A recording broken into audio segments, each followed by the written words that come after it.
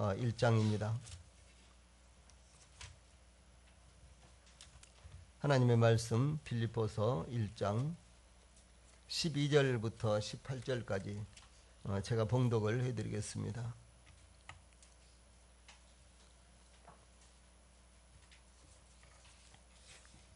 하나님의 말씀 빌립보서 1장 12절부터 18절까지 형제들아 내가 당한 일이 도리어 복음 전파에 진정이 된 줄을 너희가 알기를 원하노라.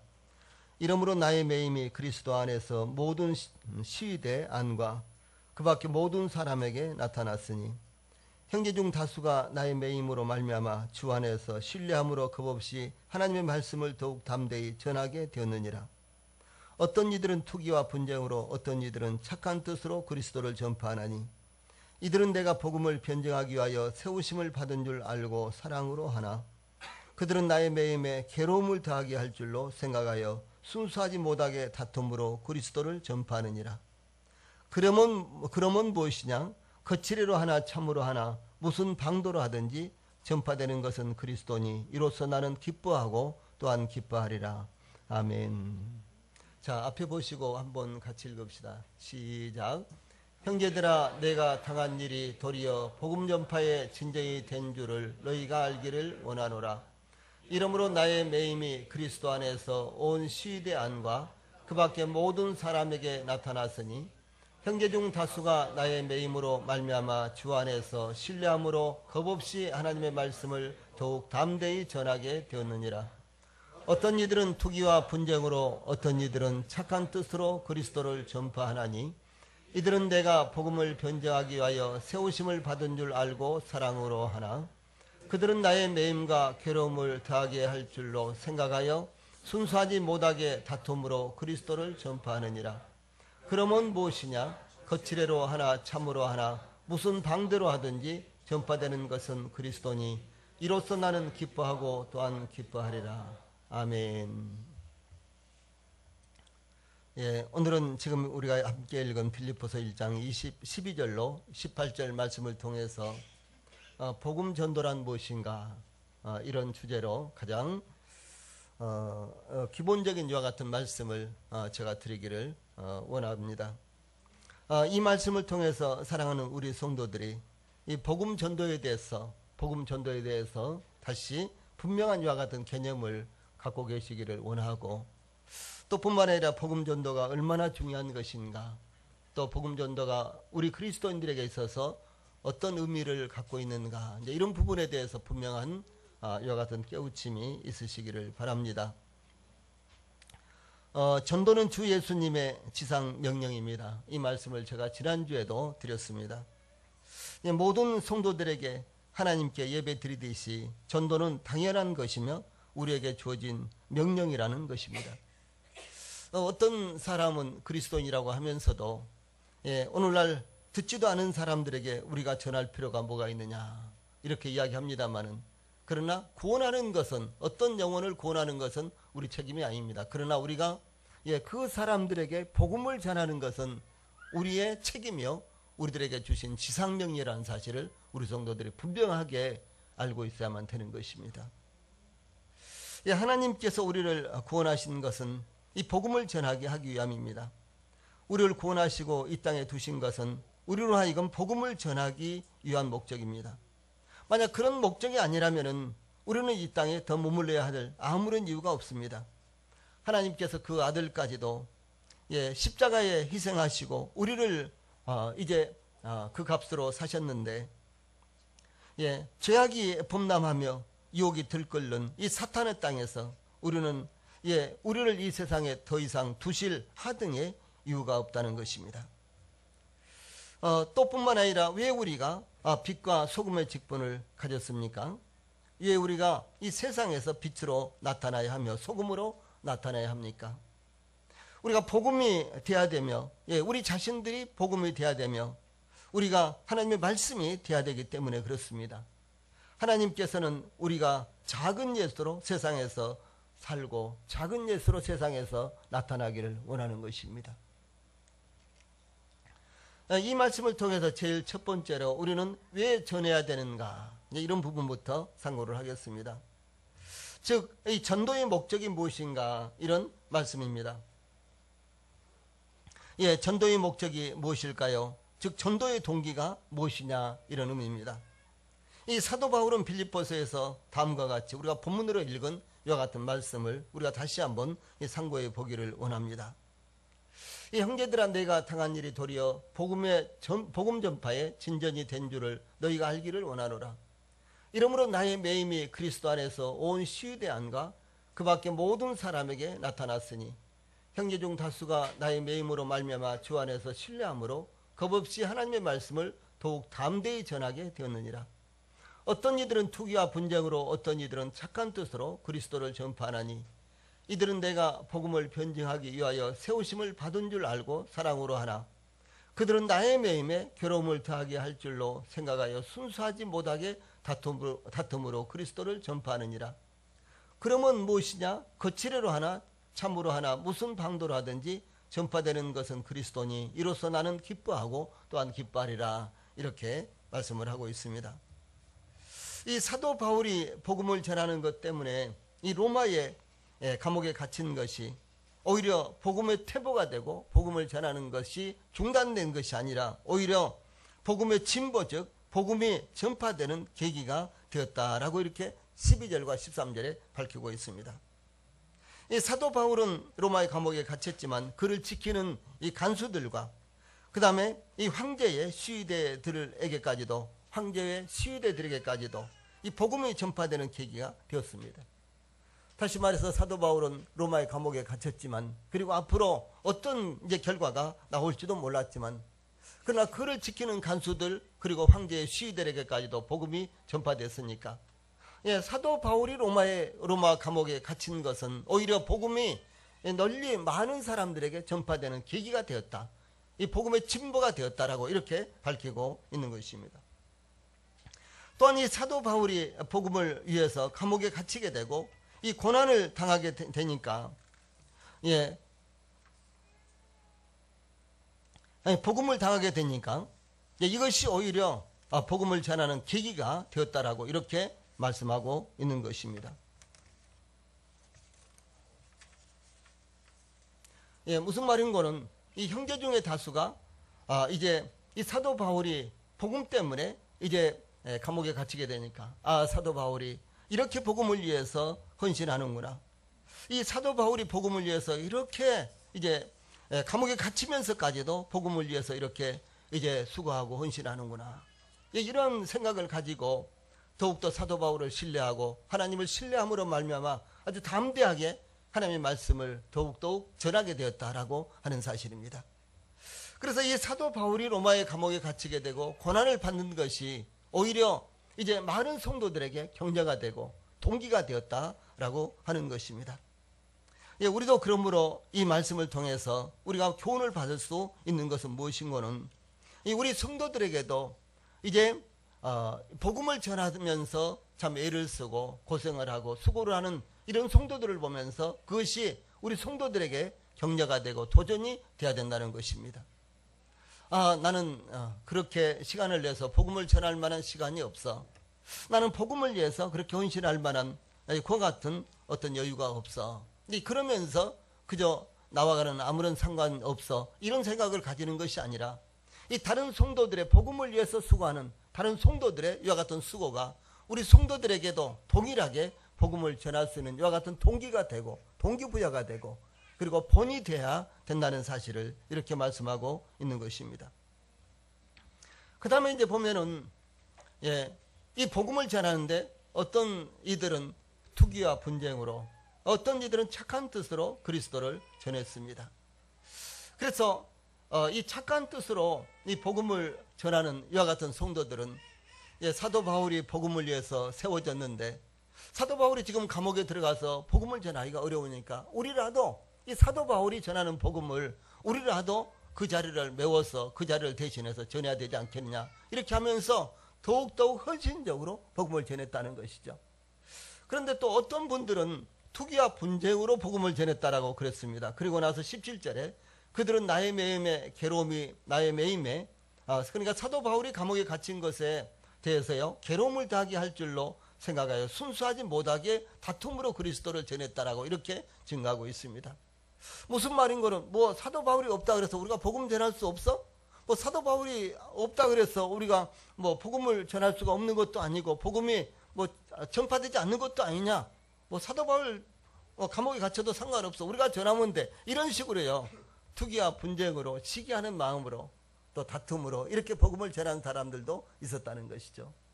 이 동기는 참 좋지 않습니다. 그렇죠? 예, 선한 뜻으로 동기가 되어서 그래서 복음을 전한다는 것은 참 아름답고 귀한 일이지만 그러나 이 다툼이나 시기로 누가 하는데 나는 못하겠어? 꼭 그 사람만 하는 거야? 뭐 이러면서요 이렇게 복음을 전한다는 것은 이것은 동기가 참 순수하지 못하고 이것은 다툼과 시기로 하는 것입니다. 예, 그런데 이런 다양한 방법으로 이제 사도 바울이 감옥에 들어가게 되니까요. 이런 다양한 방법으로 이런 동기 저런 동기에서 복음을 전하는 이런 이제 성도들이 나타났다고 하는 것이죠. 그런데 사도 바울은 어떻게 생각하느냐? 그러면 무엇이냐? 거칠애로 하든지 참으로 하든지 정말 복음을 사랑하고 하나님을 사랑하고 이 복음을 전할 여 같은 사명을 받은 것에 대해서 그것을 감당하기 위해서 헌신적으로 복음을 전하든지 아니면은 부정적인 생각, 다툼과 시기로 복음을 전하든지 간에 이 사도 바울이 보는 관점은 무엇인 거는 이렇게 하든지 저렇게 하든지 간에 전파되는 것은 그리스도이니까 나는 하나님 안에서 나는 주 안에서 기뻐하고 기뻐하겠다. 이렇게 이제 고백을 합니다. 물론 여기에서 다툼과 시기로라도 복음을 전하라 이런 말은 아닙니다. 여기서 좋지 못한 부정적인 생각으로 복음을 전해도 된다라고 하는 이와 같은 말씀은 아닙니다. 그러나 이 사도 바울은 전도자로서 어떻든지 간에 복음이 전파되니까 전파되는 것은 그리스도니까 나는 하나님 앞에서 감사하겠다라고 이런 자세를 가지는 것입니다. 예, 사랑하는 우리 성도님들, 우리는 이 말씀을 통해서 이 복음이 전파되는 것이 지상 사명이고 복음이 전파되는 것이 가장 중요하다는 사실을 이 사도 바울이 전하고 있다는 것을 우리가 이 사도 바울의 그런 마음을 여기서 알아야 된다는 것이죠. 예, 이와 같은 사도 바울의 마음은 바로 하나님의 마음이며 십자가에서 우리의 죄를 대속하시기 위해서 두 상과 두 발에 못이 박히셔서 죽음을 당하신 바로 우리 주님의 마음입니다. 예, 우리 주님 예수님께서 십자가에 달려 이제 죽음을 당하시면서까지도 그리고 하나님 아버지께서 그 아들을 독생자 예수님을 십자가에 못 박혀 죽게 하시면서까지도 저희들에게 복음이 증거돼서 저희들이 구원받는 것을 그렇게 오래하셨다는 사실을 사도 바울은 지금 여기서 증거를 하고 있는 것입니다. 그러므로 우리도 동일하게 이런 자세를 가져야 된다는 사실을 말씀하는 것입니다. 그래서 여기 18절에 그러면 무엇이냐? 거칠애로 하나. 예. 그러니까 하나님을 사랑하는 마음이라든가 영혼들을 사랑하는 마음이라든가 전도에 대해서 어떤 사명감을 가지고 복음을 전하는 것이 아니라 그렇지 않는다고 할지라도 혹은 또 참으로 복음을 참된 마음을 가지고 복음을 전하거나 간에 무슨 방도로 하든지 전파되는 것은 그리스도니까 나는 기뻐하고 기뻐하겠다 이렇게 말씀하십니다. 그래서 이 말씀을 통해서 가장 중요한 것은 어찌하든지 간에 복음이 전파되는 것이 지상 과제요 지상 사명이라는 것을 다시 저희들에게 일깨우고 있는 것입니다. 자, 그 다음에 그러면 이제 우리가 무엇을 전해야 되는가? 예, 그런 말씀이 여기에 나타나고 있습니다. 예, 우리가 이제 복음을 전할 때 마음을 열기 위한 대화가 먼저 선행이 됩니다. 그래서 뭐 날씨가 좋다는 둥, 고향이 어디냐는 둥, 또 요즘 또 뭐 시끌벅적한 일에 대해서 어떻게 생각하시느냐는 둥, 이 상대방의 마음을 열기 위해서 우리는 여러 가지 많은 이야기를 합니다. 예, 그런데 중요한 것은 무엇인 거는요. 이 상대방의 마음을 열기 위해서 여러 가지 이야기를 하지만은 그러나 이제 전도자의 핵심적인 메시지는 그것으로 끝나는 것이 아니라 바로 여기에 나사렛 예수 그리스도를 전해야 된다는 사실을 말씀하고 있는 것입니다. 예, 나사렛 예수 그리스도가 전파되지 않으면 그것은 복음이 아닙니다. 아무리 이제 달변을 하고 또 아무리 많은 사람들이 또 집회에 참석을 해서 복음을 듣는다고 할지라도 나사렛 예수 그리스도에 대해서 전하지 않으면 그것은 하등의 의미가 없다는 사실을 말씀하는 것입니다.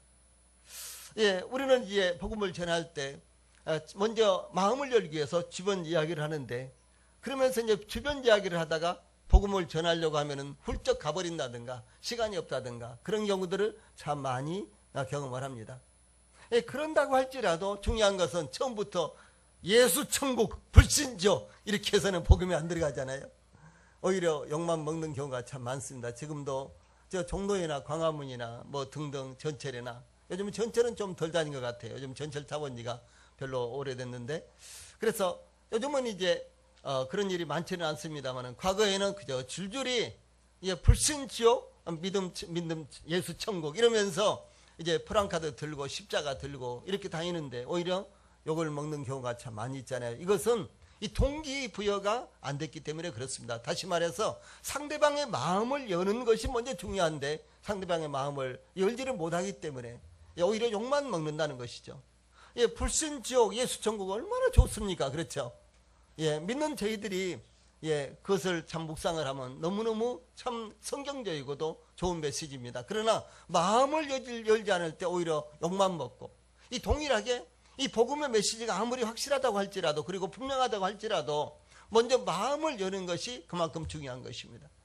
마음을 열기 위해서 여러 번 만나기도 하고, 여러 번 밥을 사주기도 하고, 또 여러 번 대화를 하기도 하고, 여러 번 또 도움을 주기도 하고, 이제 이런 과정인데, 그것으로만 끝나면은 아무런 의미가 없다는 사실이죠.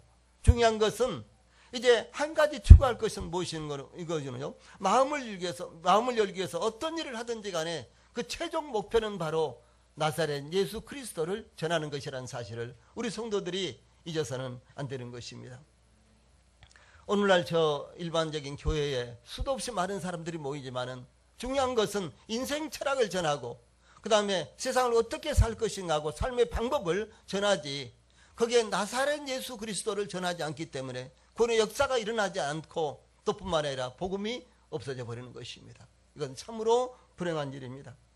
영원한 문제를 해결하기 위해서 하나님을 찾고 교회를 찾는 사람들에게, 그 영혼들에게 영원한 문제를 어떻게 해결할 것인가, 그것은 바로 오직 나사렛 예수 그리스도를 전하는 것밖에 없는 것입니다. 그것을 전하지 않으면 아무리 많은 사람들이 모여도, 아무리 이제 뭐 놀라운 역사가 일어난다고 할지라도 그것은 의미가 없는 일이 돼버리고 만다는 것입니다. 사도 베드로는 이렇게 전했습니다. 그래서 무엇을 전했을까? 제가 몇 가지 사례를 말씀을 드릴 텐데, 제일 첫 번째로 사도행전 2장 22절로 24절에 보면, 이스라엘 사람들아 이 말을 들으라. 너희도 아는 바와 같이 하나님께서 나사렛 예수로 큰 권능과 기사와 표적을 너희 가운데서 베푸사 너희 앞에서 그를 증언하였느니라. 그러니까 예수님께서 이 세상 오셔서 죽은 사람도 살리고, 오병이의 기적도 일으키고, 뭐 바다를 잔잔하게 하시기도 하시고, 병자를 고치기도 하시고, 이런 모든 일들은 바로 그 예수님이 하나님께서 보내신 하나님의 아들이시라는 것을 증명하기 위한 것이라는 거죠. 이 핵심이 무엇인 거는 바로 그분이 하나님의 아들이다, 나사렛 예수가 하나님의 아들이다라는 사실을 증거하기 위해서 예수님의 사역이 이루어졌습니다. 지금 그 부분을 제일 먼저 제시합니다. 그 다음에 23절부터 그가 하나님께서 정하신 뜻과 미리 아신 대로 내준 바 되었거늘 너희가 법 없는 자들의 손을 빌려 못 박아 죽였으나 하나님께서 그를 사망의 고통에서 풀어 살리셨으니 이는 그가 사망에 매여 있을 수 없었습니다 라고 이렇게 증거하고 있습니다. 이 메시지 가운데 처음부터 끝까지 예수 그리스도가 증거가 되고 있는 것입니다. 여기서 단어 하나도 버릴 것이 없을 정도로 오직 예수 그리스도를 증거하기 위해서 이 메시지가 증거되고 있는, 설교가 이제 이루어지고 있는 이와 같은 모습을 볼 수가 있습니다. 그 다음에 동일하게 사도행전 2장 32절 33절 이 예수를 하나님이 살리신지라 우리가 다 이 일의 증인이로다. 하나님의 오른손으로 예수를 높이매 그가 약속하신 성령을 아버지께 받아서 너희가 보고 듣는 이것을 부어주었느니라. 이렇게 말씀하고 있습니다. 그 다음에 사도행전 2장 36절에도 그런즉 이스라엘 온 집은 확실히 알지니 너희가 십자가에 못 박은 이 예수를 하나님이 주와 그리스도가 되게 하셨느니라 하니라. 그래서 오순절날 최초로 이제 사도 베드로가 이스라엘 그 유대인들 디아스포라 회중들을 대상으로 복음을 전하는데 처음부터 끝까지 오직 예수 그리스도입니다. 처음부터 끝까지 바로 나사렛 예수가 하나님께서 보내신 메시아요 우리의 구세주라는 사실을 분명하게 전하고 있다는 사실입니다. 그러므로 나사렛 예수가 전해지지 않으면 그것은 복음이 아닌 것입니다. 바로 이 우리의 모든 이 전도에 있어서 나사렛 예수가 증거돼야 되고 그것이 전파되어야 된다는 사실을 이렇게 말씀하고 있는 것입니다. 사도 바울은 이렇게 증거를 했습니다. 유대인은 표적을 구하고 헬라인은 지혜를 찾으나 우리는 십자가에 못 박힌 그리스도를 전한다. 예, 얼마나 명쾌합니까? 예, 유대인들은 표적을 찾았어요. 헬라인들은 지혜를 찾았습니다. 그런데 사도 바울은 유대인들이 원하는 것이나 헬라인들이 원하는 것, 헬라인들은 이제 이방인들을 대표적으로 이렇게 말하는 건데, 이 헬라인들이 원하는 것이나 그런 부분들을 전하는 것이 아니라, 사도 바울은 이런 부분에 있어서도 아주 대단한 분이셨습니다. 예, 그런 여러 가지 하나님의 그 성령의 놀라운 능력으로 말미암아 여러 가지 기적을 베풀 수 있었던 그런 사람이었습니다. 또 뿐만 아니라 그는 아주 최고의 이와 같은 학문을 했기 때문에 다양한 분야에 대해서 잘 알고 있었고 그것을 얼마든지 전할 수가 있었습니다. 그러나 사도 바울은 그런 것을 전하지 않았습니다. 오직 이 사도 바울이 전한 메시지의 핵심은 무엇인가는 십자가에 못 박힌 그리스도, 예, 십자가에 못 박힌 그리스도를 전했습니다. 자, 다 함께 한번 읽어봅시다. 시작. 유대인은 표적을 구하고 헬라인은 지혜를 찾으나 우리는 십자가에 못 박힌 그리스도를 전하니 그랬어요. 그런데 이 십자가에 못 박힌 그리스도를 전했을 때 사도 바울은 유대인들에게나 헬라인들에게나 인정을 받지 못했습니다. 예, 유대인들도 헬라인들도 오히려 이것은 참 별로 의미가 없다. 무슨 십자가에 못 박힌 그리스도가 뭐냐 이런 식으로 되어 있습니다. 그러나 그런다고 할지라도 십자가에 못 박힌 그리스도를 전했을 때 바로 생명의 역사, 구원의 역사가 일어나기 때문에 사도 바울은 다른 것을 전할 수가 없었다는 사실을 분명하게 이렇게 증거하고 있는 것입니다. 그러므로 이 나사렛 예수가 전해지지 않는 복음은 다른 복음이요, 가짜 복음이요, 복음이 아닙니다. 아무리 많은 사람들이 호응하고 심지어 기적이 일어나고 역사가 일어난다고 할지라도 나사렛 예수가 전파되지 않는다면 그것은 영혼의 구원의 역사가 일어날 수가 없는 것입니다. 아무리 유명한 목사가 있다고 할지라도, 아무리 유명한 강사가 와서 복음을 전한다고 할지라도, 이러한 그리스도인이 혹은 참 놀라운 일들을 한다고 할지라도, 예, 나사렛 예수가 전파되지 않으면 안 되는 것입니다. 우리는 사람을 전하기 위해서, 어떤 유명한 사람을 전하기 위해서 복음 집회를 여는 것이 아닙니다. 우리가 복음을 전하는 것이 아닙니다. 오직 나사렛 예수 그리스도를 전하기 위해서, 예, 그 나사렛 예수 그리스도의 이름으로 구원의 역사가 일어나고 나사렛 예수 그리스도의 이름으로 우리가 구원을 받기 때문에 오직 우리는 나사렛 예수 그리스도를 전한다는 사실을 우리 모든 성도들이 잊지를 않기를 바랍니다. 그런데 이단을 제외하고 대부분의 교회에서는 예수님의 이름을 전합니다. 그러나 예수님을 믿으면 잘 되고 잘 살고 또 건강해지고 복받고 재물의 축복도 받는다고 이렇게 전합니다. 그러나 나사렛 예수를 전한다는 것은 이와 같은 것이 아닙니다. 나사렛 예수를 전한다는 것은 하나님께서 독생자 예수님을 세상에 보내신 목적을 증거하는 것입니다. 그분이 이루신 것을 증거하는 것입니다. 즉 우리 죄를 대신하여 십자가에서 죽으심으로 우리의 모든 죄를 단번에 영원히 대속하셨다는 사실을 증거하는 것입니다. 또한 우리를 의롭다고 하시기 위해서 십자가에서 죽으시고 장사되셨지만은 3일 만에 부활하셔서 산자와 죽은 자를 위한 재판장으로, 심판장으로 다시 오실 것을 전하는 것입니다.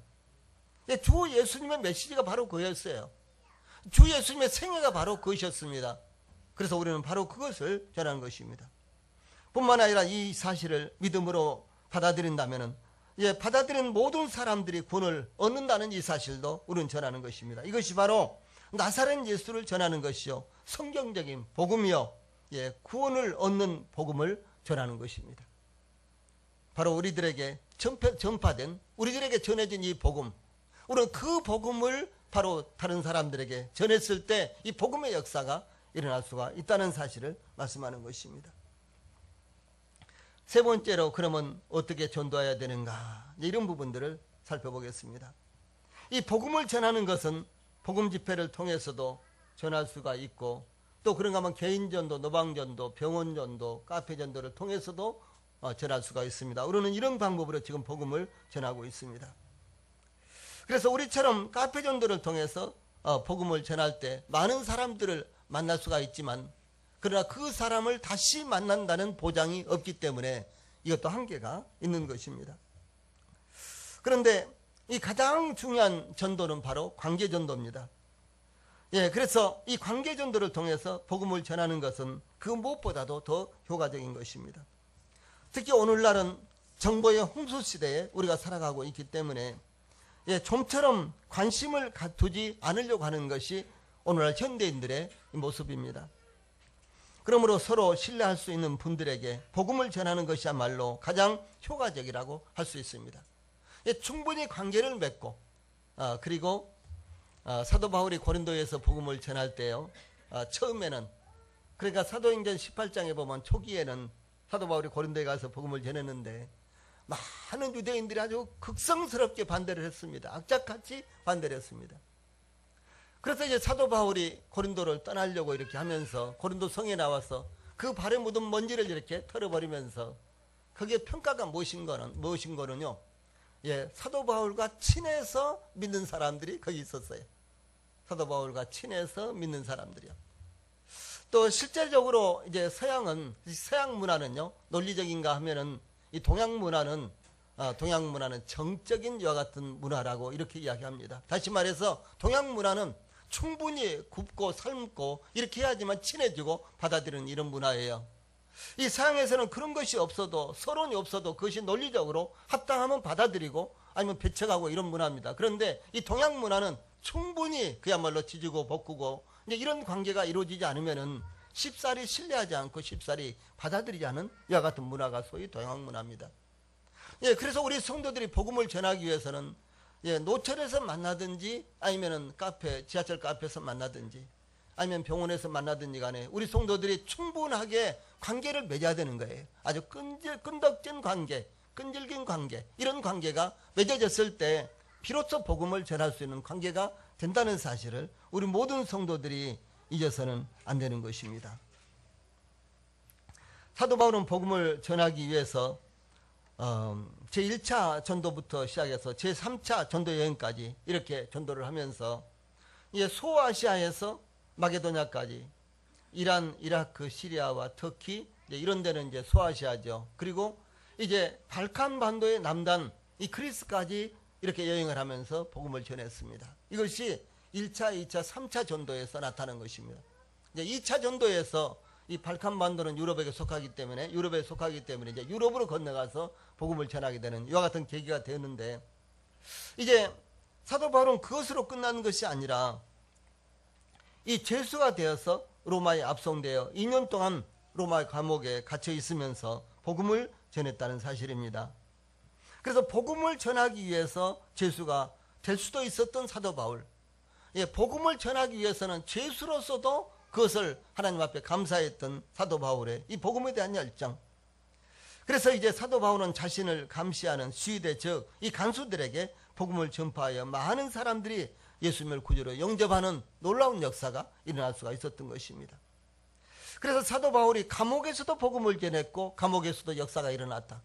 그렇다면 저희들은 아주 자유스러운 야 같은 분위기 가운데서 얼마든지 만날 수가 있고 얼마든지 복음을 전할 수 있는 이와 같은 상황 가운데서도 우리가 복음을 전하지 못하고 있다면 그것은 큰 문제가 되는 것입니다. 또 뿐만 아니라 이런 상황 가운데서도 복음의 역사가 일어나지 않고 있다면 무엇인가 우리가 잘못하고 있는 것이 아니겠느냐. 이런 가운데서도 복음의 역사가 일어나지 않고 있다면 무엇인가 우리가 빼놓은 것이 있지 않겠느냐. 이런 사실들을 우리가 기억을 해야 되는 것입니다. 기도가 부족하다든가 헌신이 부족하다든가 아니면 열정이 부족하다든가 등등 이런 무엇인가가 우리들에게 아직도 부족하기 때문에 복음의 역사가 일어나지 않는 것이 아니냐. 우리는 이런 사실들을 되돌아봐야만 되는 것입니다. 그러면 복음을 전할 때 어떻게 전도를 해야 될까요? 이 사도 바울이 복음을 전파할 때 그가 처한 환경이 이 복음을 전파하는데 방해는 했지만은 복음을 전파하는 것을 막지는 못했다는 것입니다. 사도 바울은 어디든지 갈 때마다 그 방해꾼들, 복음을 방해하는 이와 같은 사람들을 만났습니다. 그래서 사도행전 28장에 보면 사도 바울이 로마에 들어갔을 때 이제 유대인 유지들을 먼저 초청을 해서 복음을 전했는데 그 유대인 유지들이 말하기를 이 도를 전하는 데는 어디서든지 반대를 받는 줄을 우리가 이미 알고 있다라고 이랬어요. 예, 그 정도로 이 사도 바울이 복음을 전한다든가 그 당시에 초대교회 성도들이 복음을 전할 때 어디서든지 이 복음은 반대를 받았다라고 하는 사실을 증거를 하고 있는 것입니다. 예, 그렇습니다. 오늘날도 예수 믿고 잘 되고 예수 믿고 이것저것 이렇게 또 잘 될 것이다 이러면은 많은 호응을 받지만은 십자가에 못 박힌 그리스도를 전하면은 많은 사람들이 거부하고 그리고 돌아선다는 사실이 현실적으로도 그렇게 이루어지고 있다는 사실입니다. 그래서 이 사도 바울은 로마의 황제에게 복음을 전할 수 있다면 내가 죄수가 돼서라도 황제 앞에 설 수가 있다면 그것을 나는 부끄럽게 여기지 않겠고 고통스럽게 여기지 않겠다라고 이렇게 증거를 하고 있는 것입니다.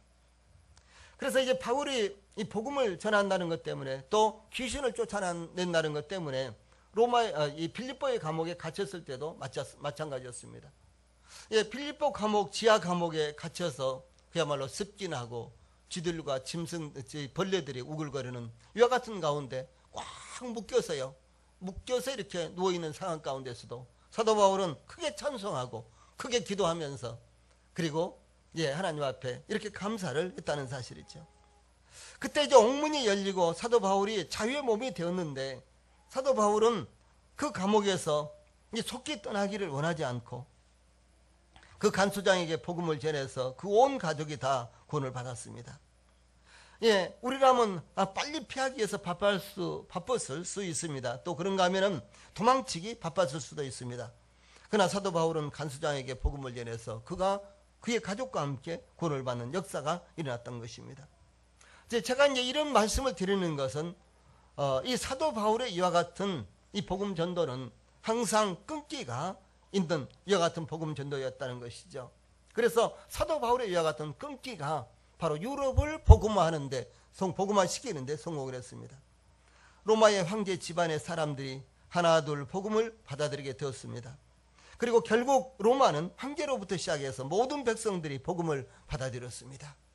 내가 죄수가 돼서 이렇게 갇혀있는데 언제 죽을지도 모르는데 그러면서 그가 복음제라는 것을 중단하는 것이 아니라 오히려 그 상황에서도 사도 바울은 자기를 지키는 간수들에게 복음을 전하고 만날 수 있는 사람들에게 또 초청해서 복음을 전하고 이와 같은 사도 바울의 열정과 끈기가 바로 로마를 완전히 복음화시키게 됐다는 사실이죠. 일본의 복음을 전파하기 위해서 지금으로부터 약 400년에서 500년 사이에 그 전에요.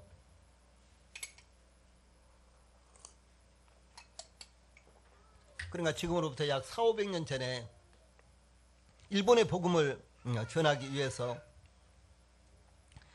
이 마카오에 본부를 둔 포르투갈 이 선교팀이 신부들을 일본에 계속해서 이제 파송을 했는데 신부들이 일본에 도착하면 금방 붙잡혀서 순교를 당하고 이런 소식이 계속해서 들려왔습니다.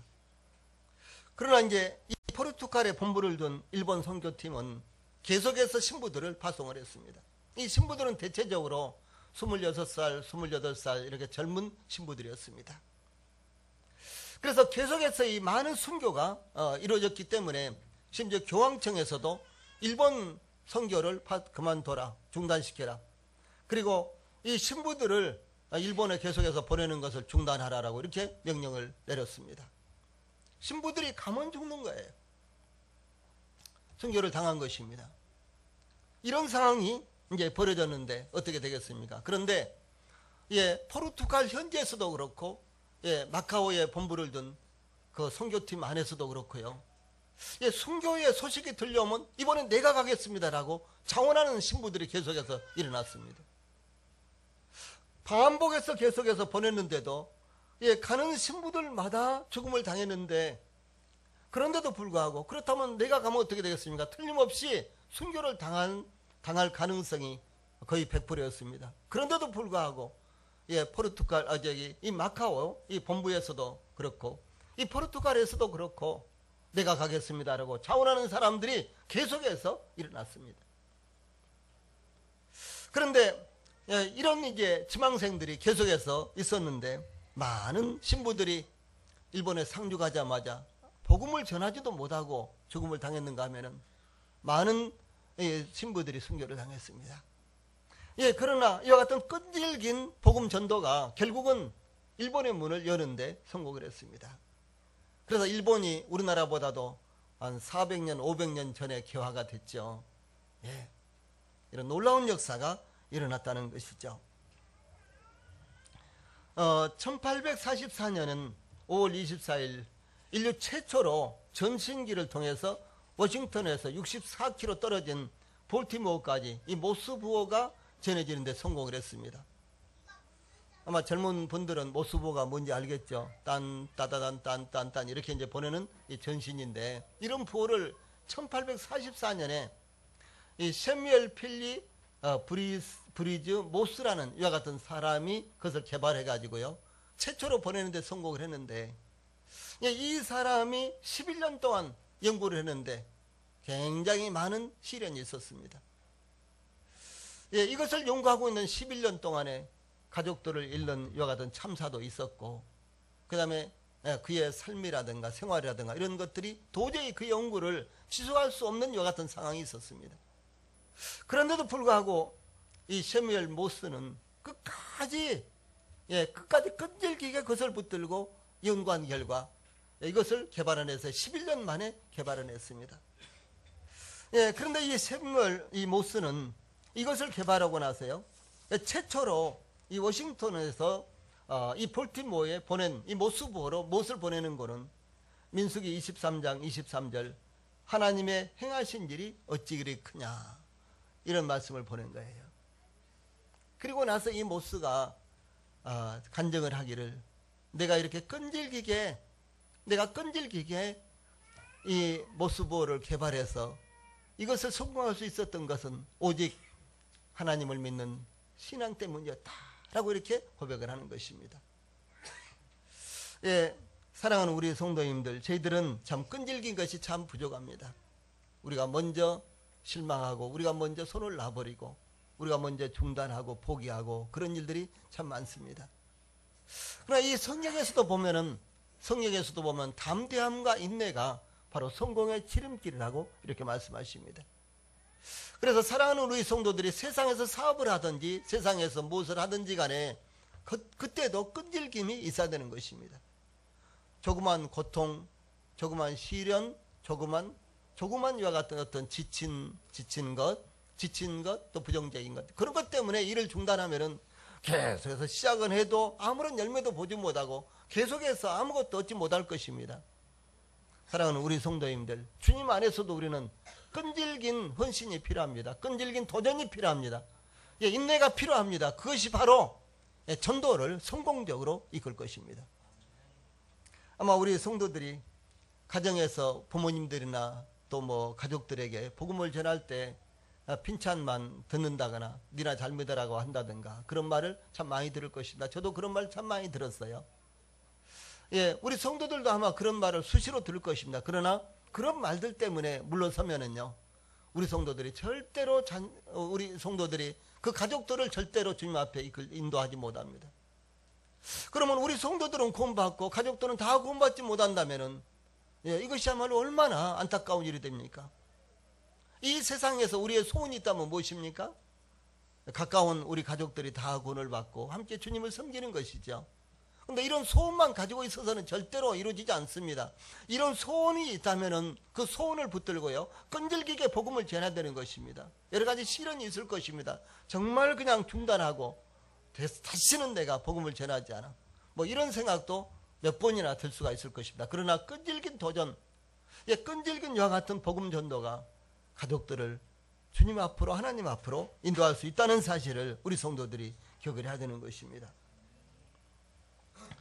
예, 오늘날 이와 같이 복음을 전하는 성도들은 끊기가 참 없습니다.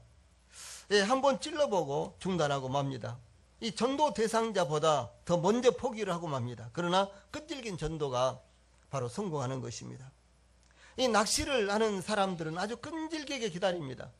혹시 낚시를 해보신 분들 계실 거고요, 또 낚시를 좋아하시는 분들도 계실지 모르겠습니다. 저는 어렸을 때 낚시를 참 많이 했습니다. 심지어 저희 집 벽에 박힌 못을 아버지 몰래 빼가지고 이렇게 굽혀가지고 어머니가 쓰는 바느질 거기다 묶어가지고 밥풀 딱 이렇게 끼워서요. 냇가에서 이렇게 기다리고 있고, 물론 잡지 못했죠. 잡겠습니까? 예, 계속해서 그랬더니, 날마다 나가서 그랬더니 저희 어머님이 시장에 가서 붕어 낚시를 이렇게 2개인가 3개 딱 사다 주시고, 그리고 아주 질긴 실을 우리 어머님이 주시더라고요. 예, 그래서 이제 그것으로 거기다 딱 밥풀을 묶어가지고 가서 이렇게 했더니요, 붕어를 진짜 잡았어요. 아주 어렸을 때였습니다. 예. 제가 낚시한 것을, 조수저 낚시한 것을 딱 한 번 봤거든요. 그러고 나서, 집에 박힌 못 빼가지고 이렇게 하니까 되겠어요? 안 되죠. 그런데 어머님이 이렇게 해주시더라고요. 그래서 제가 여러 가지 무슨 물 푸고, 막고 푸고 잡는 이와 같은 고기잡이라든가, 거기서부터 시작해서 저는 고기 잡는 거 참 좋아했습니다. 근데 낚시의 특징이 무엇인 거는요, 그리고 낚시꾼의 특징은 무엇인 거는, 끈질긴 것입니다. 기다림입니다. 인내심입니다. 이 낚시꾼들에게 이거 없으면 절대로 낚시는 성공하지 못합니다. 끈질기게 기다리면요, 초저녁부터 낚시를 들여오고 끈질기게 기다리면은 새벽녘에 가서 월척도 잡을 수가 있고, 새벽녘에 한 바구니 이렇게 잡을 수도 있습니다. 예. 그래서 아주 적절한 곳을 찾아가서 낚시를 내리는데, 적절한 곳이라 해서 금방 막 올라오는 건 아닙니다. 거의 대체적으로 많은 시간을 기다려야 되는 것입니다. 그래서 이 낚시꾼의 특징이 무엇인가는 끈질긴 시도, 그리고 변함없이 기다리는 인내, 이것이야말로 낚시꾼들의 성공의 비결이 되는 것입니다. 한번 해봅시다. 끈질긴 시도, 변함없이 기다리는 인내. 전도자들도 똑같습니다. 그래서 이 전도의 성공의 기질이 무엇인거는요, 과학자들이나 낚시꾼들과 같은 기질이 있어야만 하는 것입니다. 영혼을 불쌍히 여기는 마음 때문에 뒤로 물러서지 않는 전도자의 기질, 하나님의 뜻을 이루고야 말겠다고 하는 전도자의 기질이 있으면은 그 전도는 반드시 성공을 하는 것입니다. 그러므로 모든 성도들이 이와 같은 전도자의 기질을 갖춰서 이번 전도축제에서 사랑하는 가족들이 구원받는 놀라운 기회가, 그런 기회를 우리 성도들의 것으로 삼으시기를 간절히 축원합니다. 찬송 부르시겠습니다.